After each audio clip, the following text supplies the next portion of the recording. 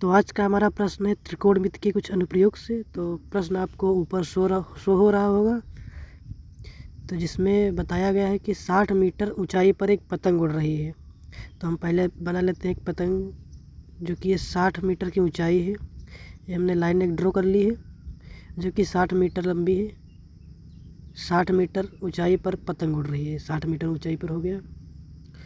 अब इसमें बताया गया है कि डोरी की लंबाई ज्ञात करना। डोरी इसमें बंधी हुई है, डोरी ज़मीन से बंधी हुई है। तो ये डोरी बांध दी हमने। ये त्रिभुज पूरा बन गया। और डोरी का झुकाव 60 अंश दिया गया है। तो डोरी का झुकाव हमने 60 अंश लिख दिया। अब इसमें पूछ रहा है कि डोरी की लंबाई क्या होगी। तो हमें क्या दिया गया है, लंब दिया गया है और कर्ण पूछ रहा है। तो हम साइन लाल बट्टा कक्का से पता करेंगे लंब और कर्ण किस में होता है। ये हो गया साइन हमारा, और ये हो गया कोस, और ये हो गया टेन।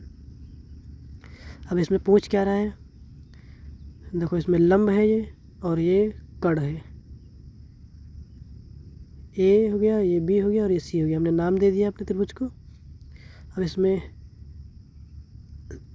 ये डोरी लिख देता हूँ, ये डोरी है ताकि आपको दिक्कत ना हो। डोरी,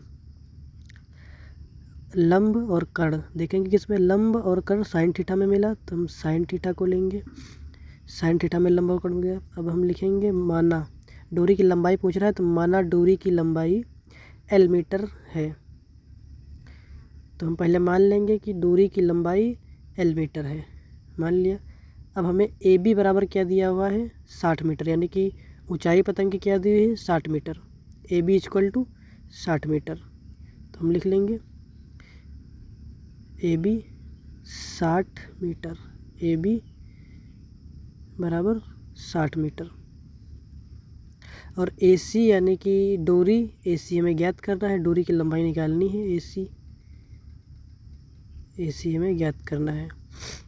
तब हम देखते हैं कि इसमें ABC, अब इसमें साइन थीटा निकला था, तो हम साइन थीटा बराबर क्या होता है, लंब बटा कर्ण। ये हो गया लंब बटा कर्ण। अब इसमें लंब कितना दिया हुआ है, साइन थीटा का मान है 60 अंश, तो 60 अंश लिख लेंगे हम। और लंब क्या है, AB बराबर लंब आया है तो AB लिख लेंगे हम। और कर्ण क्या है, AC, कर्ण AC है तो हम AC लिख लेते हैं। अब साइन 60 का मान क्या होता है, अब साइन 60 का मान होता है √3/2, तो हम लिख लेंगे √3/2। अब इक्वल टू AB का मान हमें क्या दिया हुआ है, AB बराबर 60 मीटर दिया हुआ है, तो हम लिख लेंगे 60 मीटर। और नीचे AC हमें ज्ञात करना है, तो हम इनका कैंची गुणा कर लेंगे। कैंची गुणा करेंगे तो यहाँ पर आएगा AC बराबर, नहीं यार, √3 बराबर AC, √3 का AC से गुणा हुआ तो √3 AC हो जाएगा। और 60 का 2 से गुणा होगा तो 160 हो जाएगा, 120। अब AC बराबर 120 बटा √3 को गुणे से भाग में लाएंगे, नीचे भाग में आ जाएगा। अब हम जानते हैं कि नीचे रूट नहीं आना चाहिए किसी भी, तो हम यहाँ पर क्या करेंगे, इन संख्याओं का परिमेयकरण करेंगे। तो हम यहाँ पर लिख लेंगे कि संख्याओं का परिमेयकरण करने पर, ध्यान से समझना, ये सवाल बहुत ही इंपॉर्टेंट है, 2025 बोर्ड एग्जाम में भी आ सकता है। लिख लेंगे संख्याओं का परिमेयकरण करने पर, परिमेयकरण करने पर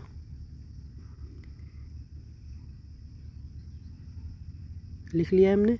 अब यहाँ पर नीचे लिखेंगे हम AC बराबर 120 बटा √3,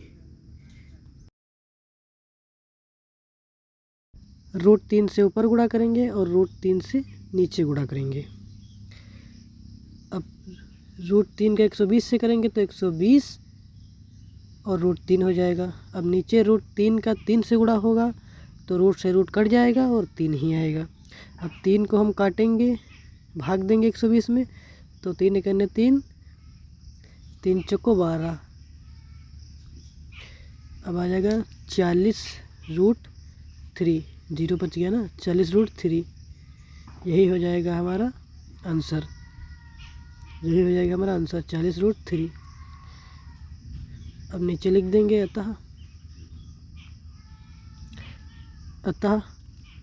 डोरी की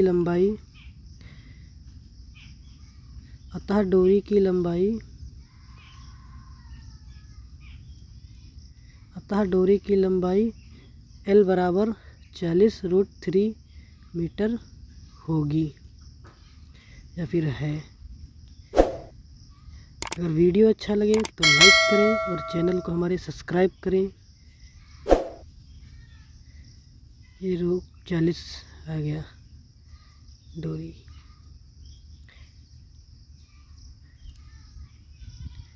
पूरा देख लीजिए, एक बार नोट करना हो नोट कर लीजिए, स्क्रीनशॉट लेना हो स्क्रीनशॉट ले लीजिए।